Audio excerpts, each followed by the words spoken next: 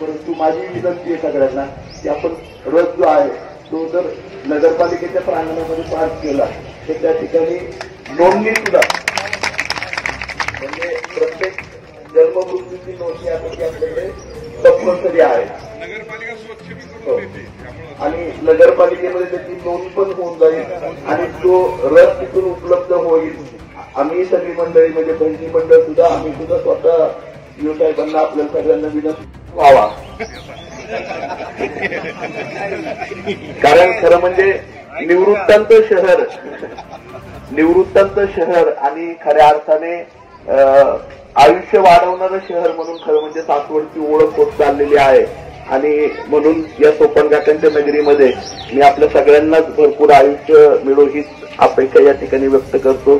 तुकाराम महाराजांच्या चरणी लीन होत असताना खरं म्हणजे 400-500 वर्ष म्हणजे 700 वर्षांपूर्वी त्यांनी एक वेगळा संदेश तुम्हा सर्वांना त्या ठिकाणी दिला जो आजच्या युगात सुद्धा समाजाने प्रत्येकाने वैयक्तिक आपल्या व्यक्तिमत्वामध्ये आचरणात आणला पाहिजे. त्या आदरणीय तुकाराम महाराजांचे चरणी वंदन करतो आणि खरं म्हणजे तुकाराम बीजेच्या सर्वच विद्यार्थी मित्रांना त्या ठिकाणी आणि मैत्रिणींना खूप शुभेच्छा देतो आणि त्यांना विनंती करेन की आपणही खरं म्हणजे तुकाराम गाथा अतिशय सोप्या भाषेमध्ये आहे, नेटवर जी उपलब्ध आहे ती वाचावी.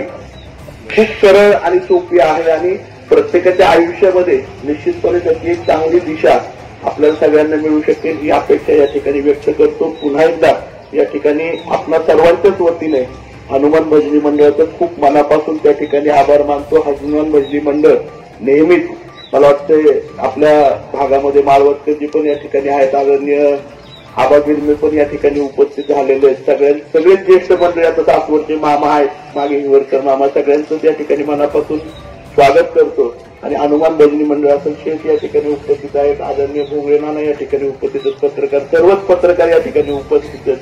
सगळ्यांचं स्वागत करतो. आदरणीय दादा देवार आहेत, सगळ्यांच्या वतीने मी खूप मनापासून कौतुक करतो की